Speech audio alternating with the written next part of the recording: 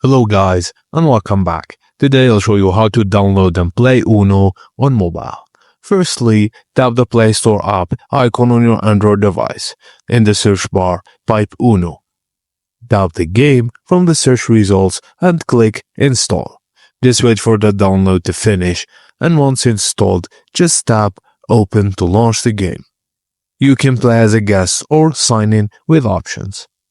Uno follows traditional card rules like match cards by color or number, use auction cards like reverse, skip, or draw two, and call Uno when you have one card left. Choose a mode like Classic, 2v2 mode, or Events. You can play with random players or invite friends to join your game. You can use strategy to play your cards and aim to be the first to finish. And that's it guys. Thank you for watching, and please don't forget to like and subscribe for more.